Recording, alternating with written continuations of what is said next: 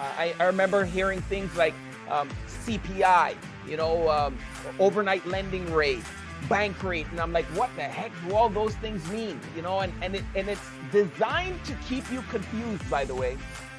The less you know about what's happening, the less you're going to complain, right? So there's all this big language, big jargon, and today I'm going to simplify a lot of that so that it makes sense for you. If you want to get to a different place, it requires a different mindset. Albert Einstein, very, very powerful statement, he said. The same mind that created the problem cannot fix it. It requires a different level of thinking to fix the problem. Behavior. And when you learn about the 6 basic human needs that governs your choices, not only are you going to be able to understand yourself, you're going to be able to understand the people that you need.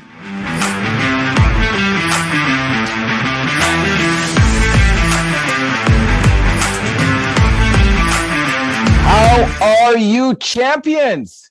Good evening, good evening, good evening. Welcome to another Money Monday. Put it in the chat if you're in the house. Let's see who we have in the house today. Put it in the chat. Let's see who we have here. I see Steve in the house. I see Lloyd in the house. Sandrine is in the house. Florence is in the house. Tamoy is in the house. Alice is in the house. If you're in the house, fire up the chat box. Let it be known. Blaze is here. What up, Blaze? What's up, Zachary? What's up, Divine? Divine's in the house. All the champions are here. Hey, if you're in the house, Bernadette is here. Good to see you, Bernadette. Good to see you. I love those fires. Keep the fire coming. Keep the fire coming. Welcome, everybody. Welcome, Priska is in the house. Good to see you, champion. Awesome, awesome. Hey, it's a jam-packed house today.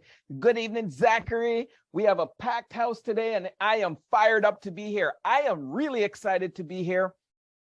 More and more and more. I just can't wait to be on this Money Monday because I just know what we can do and the value that we can bring to people. So if you're excited, show your excitement in the chat box. Bring the fire, bring the heat. If this is your first time here, we welcome you, by the way. We welcome you, and you're welcome to be here every single Monday. We're here Mondays at 8:00 p.m., and the topic is money. How to make more of it, how to save more of it, how to keep more of it in your pocket. And that's what we want to do, add value to you. Let's talk about what's happening in the economy, because what's happening in the economy is no laughing matter, right? There's no joke. It's a serious, serious situation. So I want to talk about the things that you might be seeing in the economy, what's happening, what's going on. Maybe there's some key phrases, key terminologies that are being thrown out, and you're like, what does that mean? I remember hearing things like CPI, overnight lending rate, bank rate, and I'm like, what the heck do all those things mean? And it's designed to keep you confused, by the way.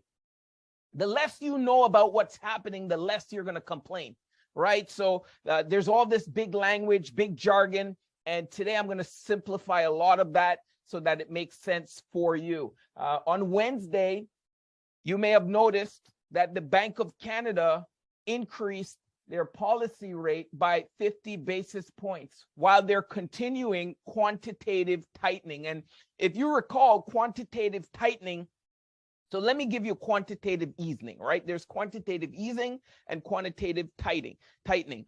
Quantitative easing is when the Bank of Canada prints money. So they did that during the pandemic with the CERB, for example. They were printing money. They were handing money out, a lot of money. They were just giving money out, right, to spruce up the economy, get the economy going. If the economy is taking off too much, it means it's getting too hot. What the Bank of Canada tries to do is to cool it down by bringing some of that money back in. So quantitative tightening is them bringing the money back, right? So they use a nice fancy term, but really they're saying, I want the money back, right? Give me the money back. I printed, now I need it back, right? So there's a difference between quantitative easing and quantitative tightening. So the Bank of Canada increased the target overnight rate to 4.25%. So you say, well, Jermaine, you know, what does all this mean? Well, before I get there, I want to ask you a question. Do you know how many times the Bank of Canada increased their rates this year? The Bank of Canada is the federal bank.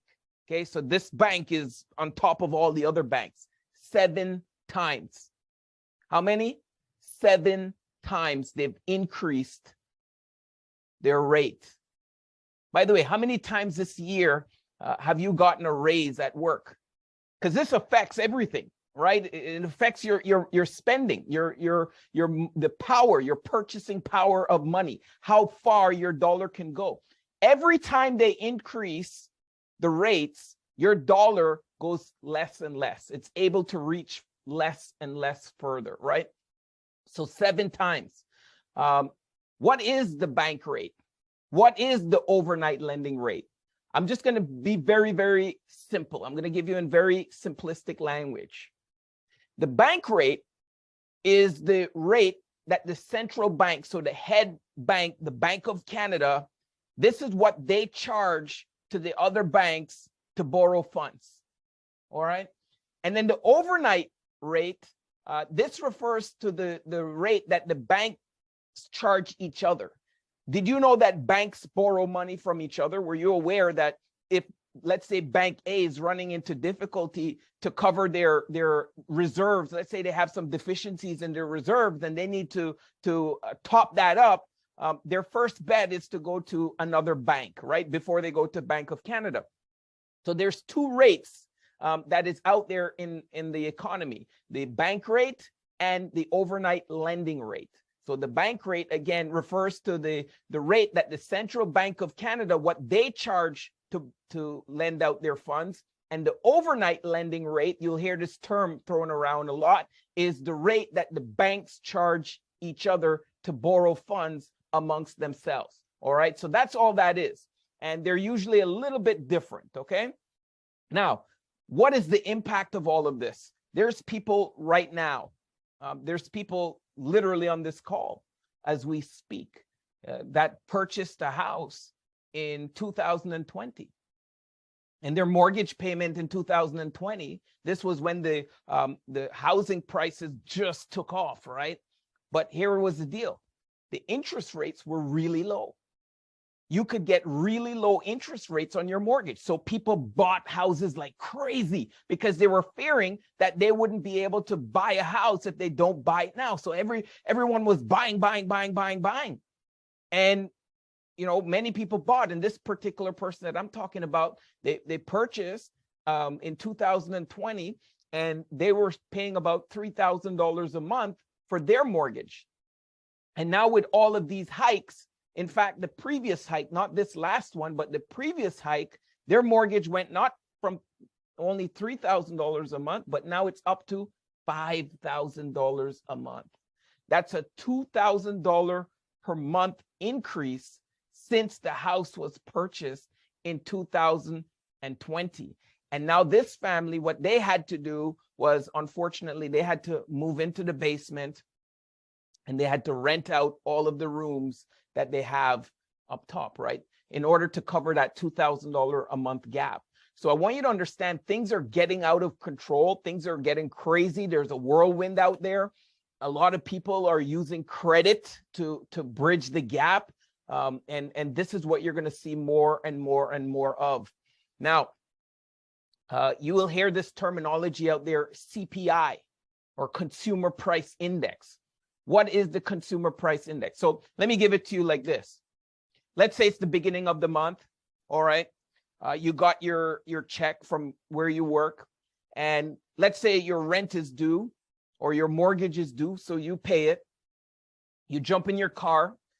You drive to go to the grocery store. You pick up some fruits. You pick up some vegetables. You pick up some milk. You pick up some bread. You stop off at the mall. You buy some shoes, you buy some clothes, and then at the way home, you fill up your car with gas. Now imagine you put all of these things in a basket, right? In a shopping cart, if you could. You put the food, the clothes, the rent, the mortgage, everything in a shopping cart. Now, imagine all of these things in that shopping cart, and you were able to come up with a value. That value is the consumer price index. And this is what the government uses to measure the overall change, right, in the economy of the consumer price based on this basket of goods over a period of time, right? So you can see here on my slide, it measures food, it measures household operations, it measures transportation, it measures recreation and education, it measures shelter, clothing and footwear, it measures health and personal use, even alcohol and tobacco. So all of these things goes in a basket, if you will, and that is called the consumer price index. So in 2002, that number was 144.8. All right, remember that. Write that number down somewhere. In 2002, it was 144.8. All right, here's a quick video, a quick explainer video. It's from Statistics Canada, and they're going to more elaborate on what the consumer price index is.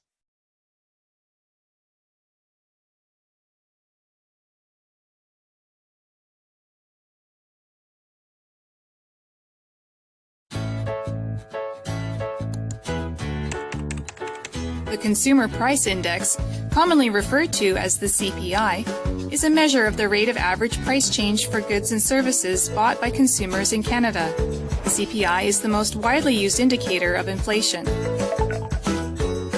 Imagine a shopping basket. Fill the basket with things that you and other people in Canada might buy. Now track the cost of this exact basket over time. The change in the cost of the basket is a basic illustration of pure price change, which is what the CPI measures. The CPI basket includes all goods and services purchased by households in Canada, the groceries you buy, the electricity and water rates you pay, the haircuts you get, the hotels you stay in, and much more. Each item in the basket receives a relative importance or basket weight that represents the proportion households spend on each item. For example, a much larger share of Canadian spending goes to gasoline than to milk. Therefore, gasoline will receive a larger weight than milk in the CPI basket. The basket represents the purchasing patterns of Canadian consumers, which change over time. Years ago, for example, the CPI included the price of a record player or 8-track. Today, the basket includes items such as smartphones and computers. Frequently updating the basket ensures that the CPI remains representative of consumer spending. With a practically infinite selection of goods and services, measuring the price of the basket requires a large-scale coordinated effort by Statistics Canada. Most of the price quotes used to calculate the CPI are collected in retail outlets in numerous locations all across the country. The collection is done by Statistics Canada employees, known as interviewers. Other prices are collected at Statistics Canada headquarters using sources such as administrative data and the Internet. In order to measure pure price change, interviewers visit retail outlets and collect prices each month for identical products. Changes in the quantity or quality of collected products are taken into account. For example, if the size of a juice box becomes smaller, but the price does not change, consumers are implicitly paying more for the item. Adjustments are made so that these changes are reflected in the CPI. To ensure that the CPI is a high-quality indicator of consumer price change, Statistics Canada follows internationally accepted methods that compare favorably with those of other statistical agencies around the world. The Canadian CPI is used for a variety of purposes, including adjusting wages or payments in order to maintain purchasing power in an environment of changing consumer prices. For example, pension payments and tax brackets are adjusted based on changes in the CPI. The CPI is also used by governments and businesses as a tool to evaluate the performance of the economy and to help guide the formation of fiscal and monetary policies. Thank you for watching. Visit Statistics Canada's website if you would like more information on the CPI. All right. So the CPI, okay, Consumer Price Index, you're going to see on this video here. Remember, I told you it was started in 2002 at 144. Here's a video showing it increasing over time. So what is this? This is the inflation, right? This is the inflation till it ended in October 2022 at 153.8, right? So this is what the government uses to track the inflation. When you hear them say inflation is increased, they're looking at the Consumer Price Index. They're measuring the goods in the basket and they want to see what's happening. Now, why is this important? Why is this important? Because when this goes up too much, the government, what do? Or the Bank of Canada, I should say, what do? The Bank of Canada raises the interest rates to bring it back down, right? The goal is not to make this go out of control and go too crazy. So what is the solution? What is the solution to all of these things that are happening in the economy? How can you better protect yourself? You know, if you were going in the Cayman Islands, many times we go out in the boat and we love to fish in the islands, right? So you go out into the boat. One of the things we always go out with is a life jacket, a vest, right? No matter what happens, the boat turns over, you're able to swim, you're able to float. If you're knocked unconscious, it's very important. What is the life jacket? Well, you got to take control. You got to take control. So here are some things that you can do, that you personally can do to take control. Number one, you got to pay yourself first. We talk about this a lot, but many people don't practice this. Many people, they pay their cell phone bills first. They pay their, they pay their rent first. They buy their clothes. They buy all those things. Jermaine, I got to have shelter, right? I got to make sure that I pay those things. If you want to take control, here's what you're going to do. You're going to pay yourself first, and whatever is left over, you save it. 90% of the population, they spend, and whatever is left over, then they save it. That's the wrong approach. The wrong approach. All right. My opinion, you pay yourself first. You take a percentage of what you make. You pay that. You take that away first before anything else, before the Rogers, before the TELUS, before the Bell, before Netflix, before everything else. You take that percent, and I recommend minimum 10%. You put that aside, and then you live off of 90% rather than spending, and whatever is left, you go and you save it. Number two, adjust your priorities. Figure out what is your priorities. What's your long-term priorities? If I were to ask you, give me a list of your short-term, your mid-term, your long-term priorities, can you break it down? Would you have that ready? Number three, change your thinking. Can I be honest with you? Can I be completely honest with you? Is that okay if I'm honest? Give me a thumbs up in the chat if I'm completely honest with you. If you allow me to be completely honest with you. Okay? Give me, all right. Thank you, Steve. You got to change your thinking. The level of thinking has brought you to where you're at right now. Let me repeat that again. The level of thinking has brought you to this exact moment that you're at right now. If you want to get to a different place, it requires a different mindset. Albert Einstein, very, very powerful statement, he said. The same mind that created the problem cannot fix it. It requires a different level of thinking to fix the problem, a different mindset to fix the problem. So many people got themselves, for example, in a problem where they're in debt. That same mindset cannot get them out of debt. That's why they're trying and trying and trying. I was one of them. Trying and trying and trying and struggling, but cannot get out of the debt. A different mindset needs to get out of debt. The person is broke. They don't have any money left over at the end of the month. Every month, no money left over. Every month, more month is left over at the end of the money than money is left over at the end of the month. How do they get out of that situation? They need to change the level of thinking. Number four, got to adjust your lifestyle. adjust your lifestyle, especially in today's economy. My wife showed me an article where Jeff Bezos was mentioning now is not the time to buy the big purchases. Now is not the time to buy the big house or anything big. You want to adjust your lifestyle. Right now is the time to position yourself in the next I would say in the next 2 years. There's going to be so much opportunity. But the problem is most people won't have the money to take advantage of the opportunity or the resources to take advantage of the opportunity. Why? Because right now they didn't adjust their lifestyle. All right. Number 5, this is something that we are adamant about, helping people to adjust their income. We were talking to someone earlier today. This lady was working 3 jobs and still not able to make enough money, and she's looking how can she adjust her income so she can make more money, and her thought process was to go get a 4th job, right? Go get a 4th job. Can you imagine 4 jobs?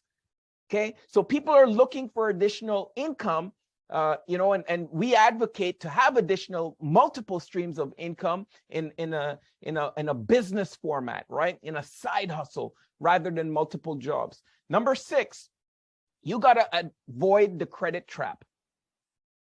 They're going to mail you credit cards in the mail. They're going to give you lots of offers to increase the credit.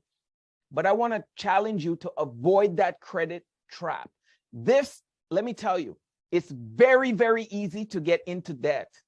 Very easy. Okay. It takes nothing to get a $10,000 credit card and just go swipe. This Christmas season between now and, Boxing Day, you can max that out, no problem. But here's the deal. How long will it take you to pay that $10,000 off? How much interest will it take for you to pay off that $10,000? Most people don't do these calculations before they spend the 10 grand. They just spend, right? They just spend it. And number 7, set goals and have a plan. Too many people, they have their goals, they have their plan in their head.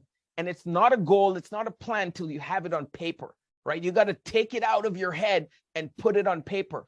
Brian Tracy, a great author, he says, geniuses think on paper.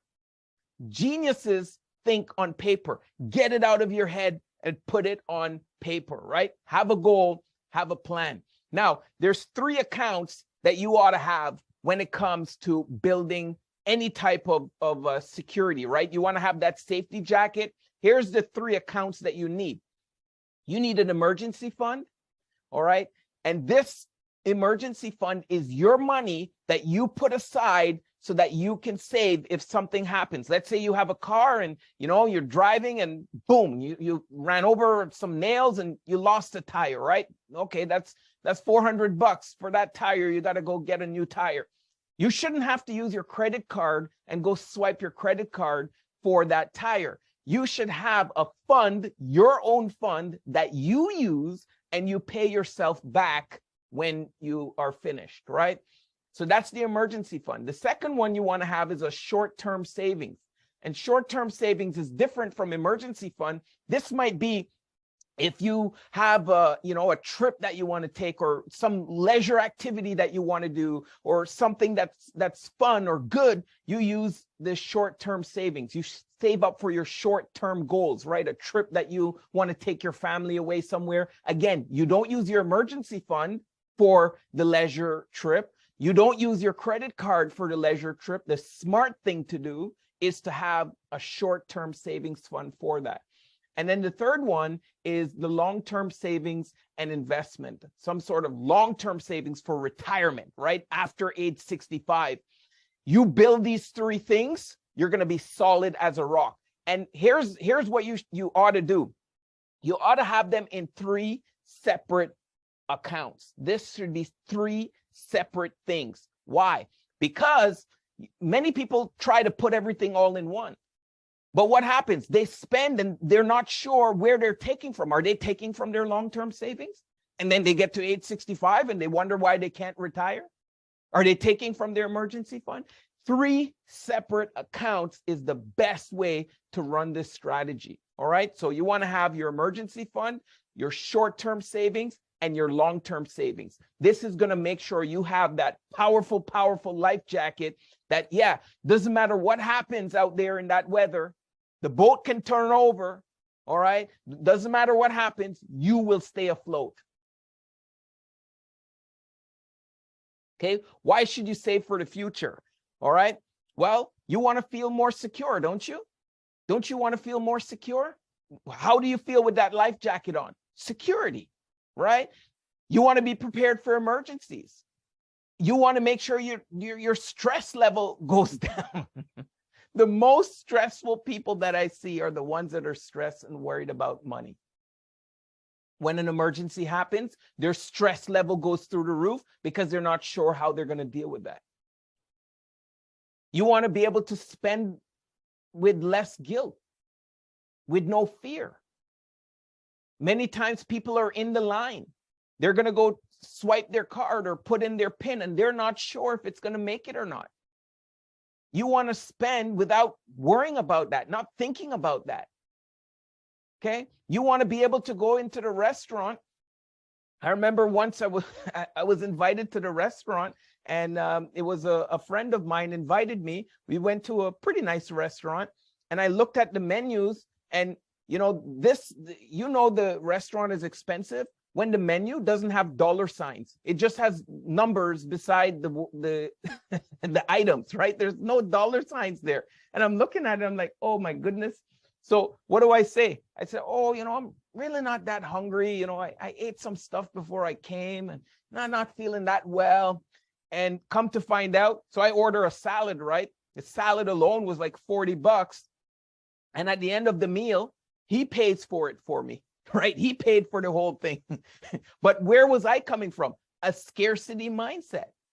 I was coming from a scarcity mindset. So I was spending with the guilt and the fear, even though it wasn't my money that I was spending. Make sense? So you got to have that mindset that you save and you have confidence with your money. You can afford major purchases. Something big comes, you can afford it. You have no issue. You can pay off any debts that are there. And most importantly, you can avoid new debts. And what I want to tell you, you make it to age 65, you want to retire comfortably.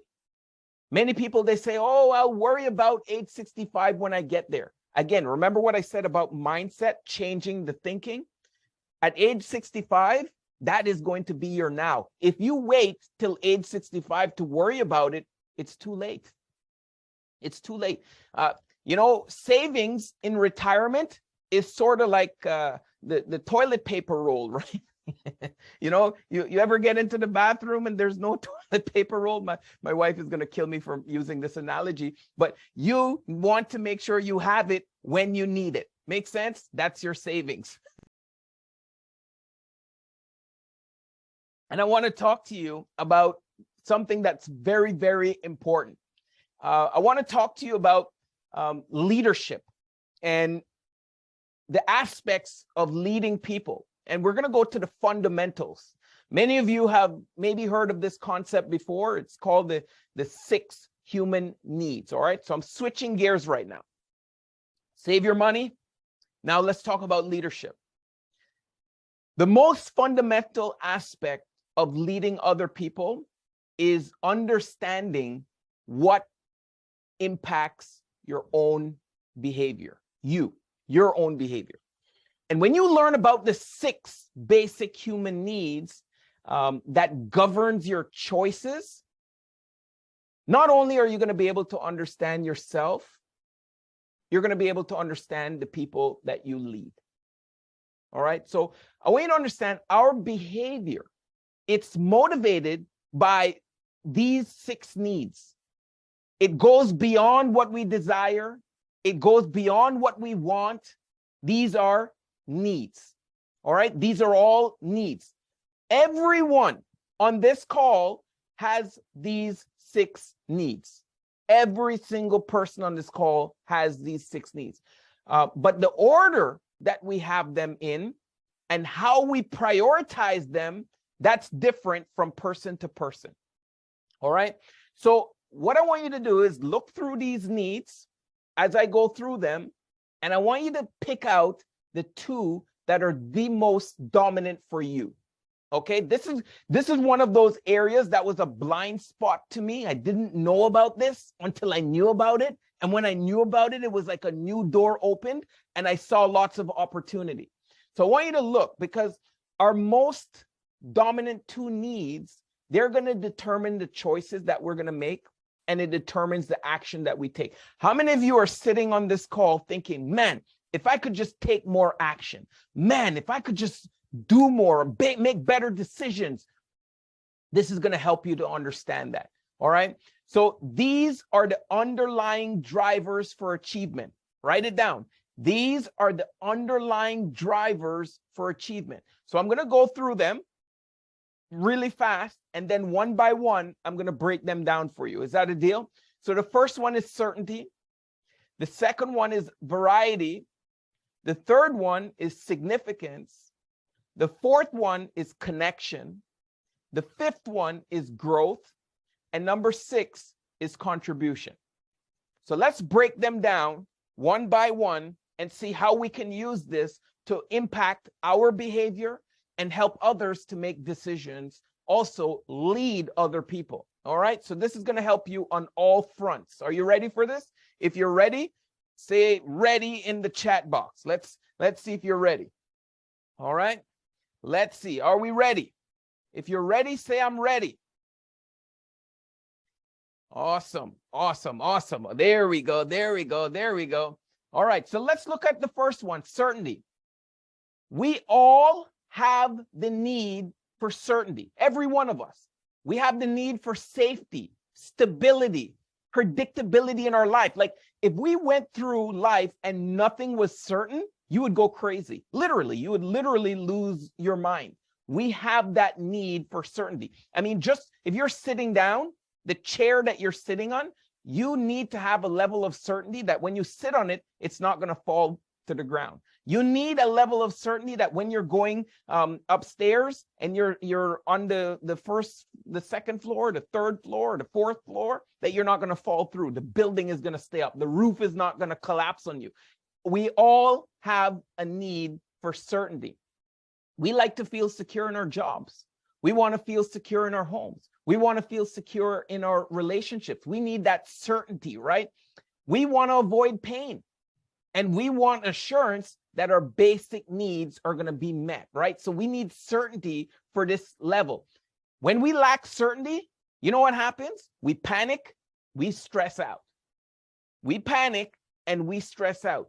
But here's the other side to this. When things are too certain, we feel bored. We feel demotivated. That's why God gave us the second need of uncertainty or variety, right? Uncertainty and variety is the same thing. So we need uncertainty. We need variety. So at the same time, we want certainty, but we also crave change. We also crave excitement. Make sense? We crave that. Variety makes us feel alive. You know, how many times do you watch the same movie over and over and over and over again? Some of you might watch it a couple of times, but the majority of people are going to watch a different movie, right? When they go to the movie, they're not going to watch the same one they watched last time. They want to watch a different one.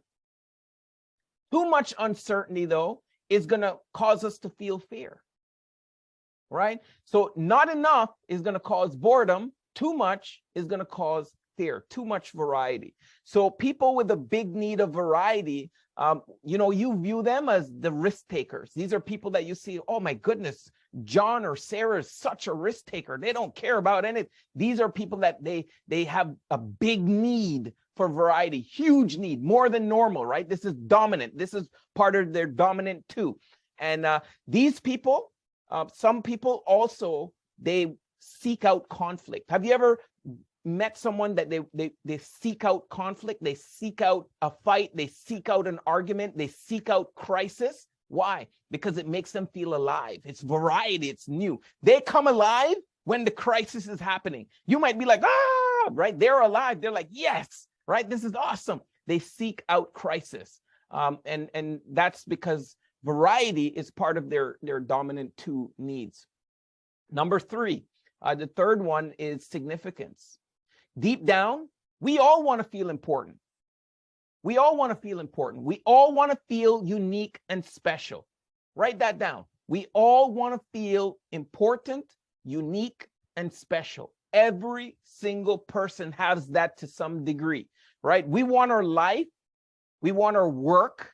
We want, anything that we're doing to be important and significant. We tend not to want to do it if there's no important feeling or significant feeling to it. So imagine how uncomfortable you would be if you got a project at work. All right. Let's say your boss gave you this project at work and you did the project. You worked day and night. You worked on weekends, overtime to finish this project. And it took weeks and weeks and weeks and weeks. And then you hand in the project and your boss says, nobody needed that. We don't care about it, right? It has no significance. So that would be very uncomfortable for you, right? So the need of significance is there for everyone. Now, we can fulfill our need for significance and importance in a couple of different ways. We can do it in positive ways and we can do it in negative ways.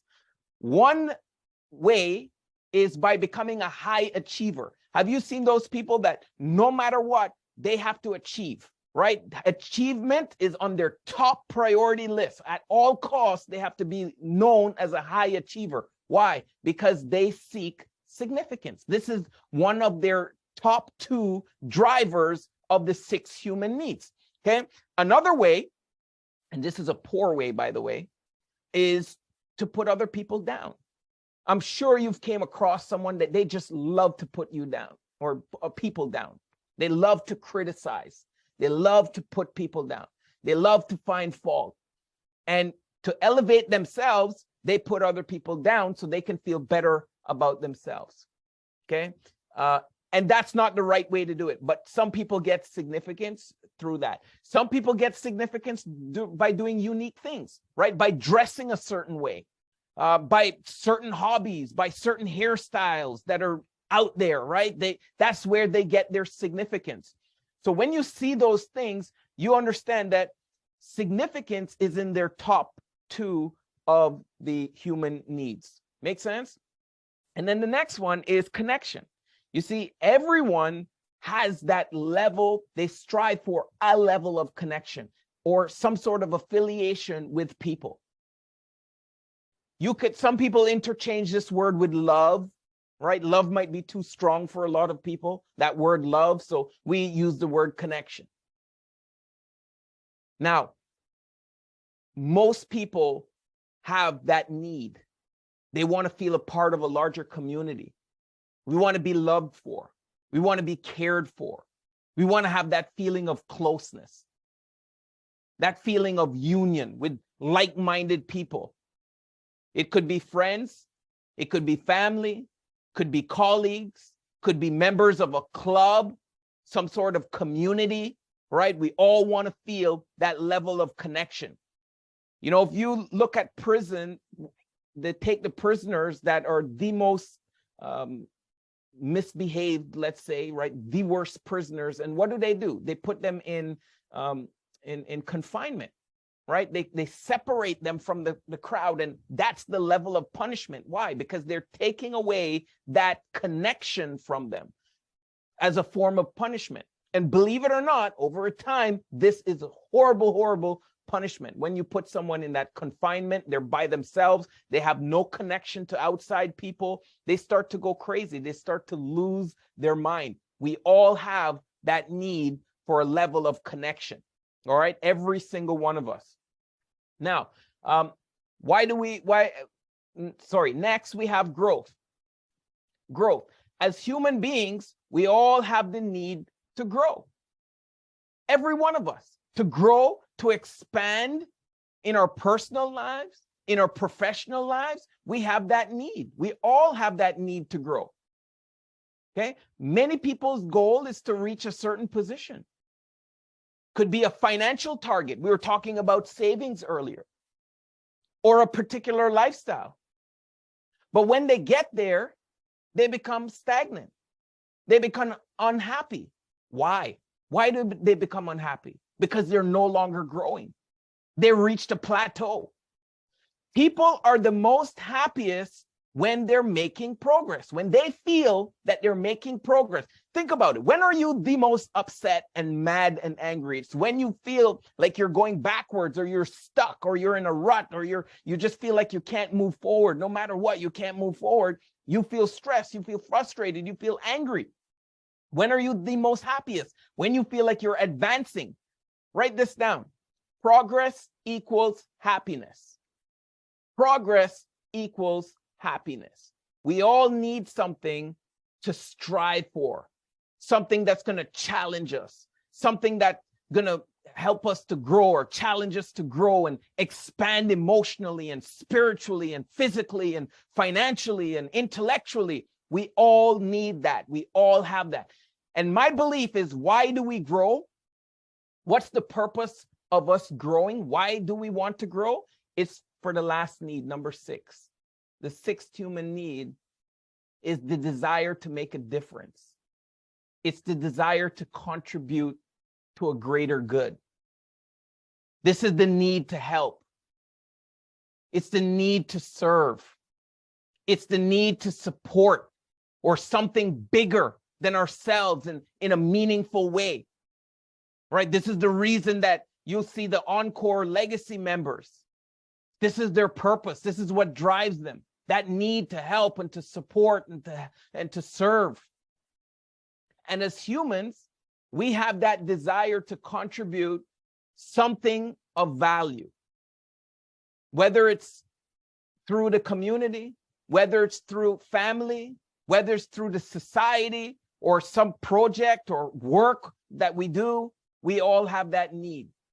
And as I mentioned before, I believe we grow, we get better, right? The other need, the 5th need was the growth. I believe we grow so that we can contribute more.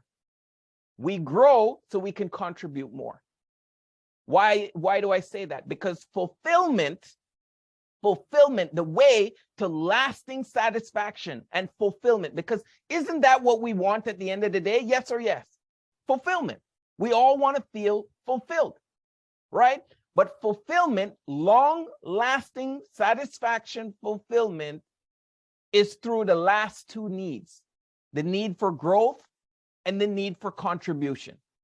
If you're growing and you're contributing, you will feel fulfillment, okay? If we attempt to reach fulfillment through certainty, for example, let's look at certainty. You said, Jermaine, if I have certainty, I can feel fulfilled. Why? Because variety and significance and connection, if we use all those by themselves, we're going to fall short. In this world, there's too many things happening that we cannot rely on certainty. No matter how much you seek certainty, you can't control your surroundings. There are going to be things that you just can't control. No matter who you are or what you do, there's always going to be something that you can't control. Could you control the pandemic, this COVID-19? Could you control that? Can you control that if you had a store or a barber shop or a salon, or a laundromat, it was shut down in the pandemic because you were deemed not necessity, right? You weren't an essential service. Could you control that? Can you control that? Oh my goodness, they're going to put in a vaccine mandate. Can you control that the consumer price index is going through the roof? Can you control the interest rates going through the roof? Your mortgage payment going from $2,000 from $3,000 to $5,000? Could you control that? Absolutely not. So you can't rely on certainty to give you fulfillment, right? We'll never be able to gain complete certainty in this world that's constantly changing, right? You want to use significance? You can't use significance to feel long-lasting fulfillment. You might feel it for a while, right? You buy something, let's say, that gives you that feeling of significance. Let's say you buy a nice car or something. You'll feel significant in the moment, but after a while, it's going to wear off. The issue with significance is no matter where we look, we'll always be able to find someone who is more significant than us, right? We'll feel that way. So here's the question for you. Which 2 of these human needs are the most important to you. All right, so rank them in order. Rank them in order from most important to least important. Put the highest important at the top, least important at the bottom, and circle the two that are the most important to you. And this will help you in your everyday life. I promise it to you. All right.